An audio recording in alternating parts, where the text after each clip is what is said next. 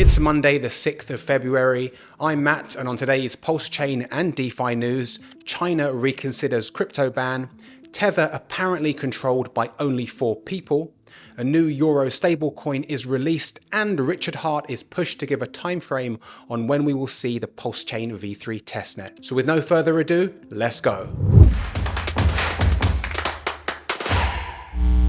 Former advisor at the People's Bank of China has urged the country to reconsider its ban on cryptocurrency. Huang Yiping, a former member of the Monetary Policy Committee, believes that the ban could result in missed opportunities for Asia's largest economy in the long run. In a speech back in December, Huang argued that a permanent ban on crypto may not be sustainable for China in the long run, and that the country needs to develop a proper regulatory framework for the tech. And although regulating crypto will be a challenging task, it's necessary to find an effective approach. He noted that China's central bank digital currency has failed to reach widespread adoption, and the possibility of private institutions issuing stablecoins based on the digital yuan is a very sensitive question that deserves consideration. By banning crypto transactions back in 2021, China continues to repeat similar mistakes that it's made for thousands of years, where it shuts itself off to certain novel sectors and innovations. Just look back through the history books to see how badly that's played out for them. Now, I hope they'll come to their senses like the rest of the world are and warm up to crypto and blockchain tech, but in reality, I know they're only interested in the population using their own CBDC, which they have full authority over, so I doubt we'll see much progress here anytime soon. According to the Atlantic Council CBDC tracker, 11 countries have launched CBDCs, including the Bahamas, Jamaica, and Nigeria. If you want to find out more about central bank digital currencies, check out a video we just dropped a few weeks back on the Liquid Loans channel. After you finish watching this one, of course, you can find the link below in the description box.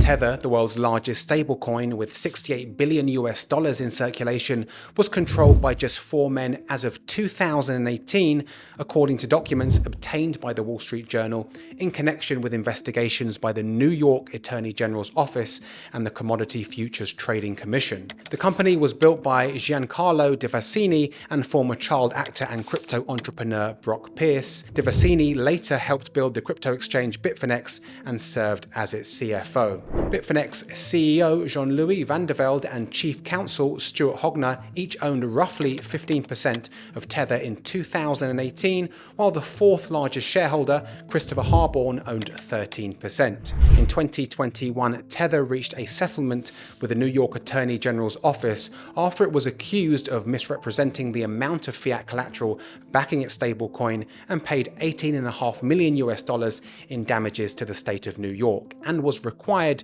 to submit periodic disclosures of its reserves. So no surprise to see it back in the spotlight with more questions about how secure USDT actually is, and if you want to lose as much sleep as possible, just keep all of your savings in Tether, as not only is it not backed 1-for-1, but 4 fellas who you've never met nor know anything about control the whole thing. A recipe for long-lasting success, right? Hopefully you picked up on a little bit of sarcasm there. Finnish firm Membrane Finance has made a big move into the crypto world by launching the first ever fully reserved euro-backed stablecoin called EURO-E in the EU, with the news coming hot on the heels of the USDC issuer Circle releasing their own euro-backed stablecoin, which is regulated in the US. Each EURO-E token is backed by at least 1 fiat euro that's securely stored in a European financial institution or bank completely separate from Membrane Finance. Their CEO, Johar Vitala, is confident that the regulated EURO-E stablecoin will encourage more Europeans to grow their wealth through the use of DeFi applications, and stated stablecoins are an essential part of the transition towards blockchain-based money infrastructure, and Europeans deserve to have a full reserve euro stablecoin from the EU and regulated by an EU-based financial authority. EURO-E hopefully brings more regular people to DeFi who were previously unable or too worried about the volatility of cryptocurrencies. So stablecoin growth is very important for the sector as a whole, and the fact we're seeing coins that are pegged to other major currencies will make it more familiar to crypto users who prefer to work in euros. But as we know, not all stablecoins are created equal, and for any savvy DeFi user, they want cold hard facts and data over trust. So we'll have to see how this one plays out. Last week, Richard Heart appeared on Intercoin's YouTube channel, where when pushed by the host for a time frame for the V3 testnet, he stated it could be 3 or less weeks away. So when is that going to happen? All of my time estimates are useless. They're all garbage. Ballpark? Or a range? Weeks? 3 weeks? Oh, okay. I guess. Not like 6 It could months. be next week.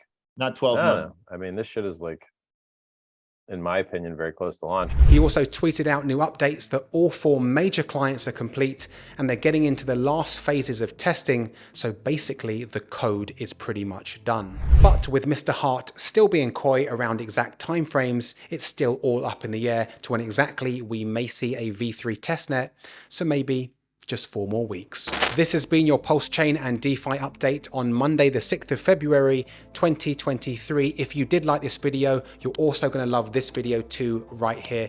Click it, watch it, let me know your thoughts, and I will see you on the next one.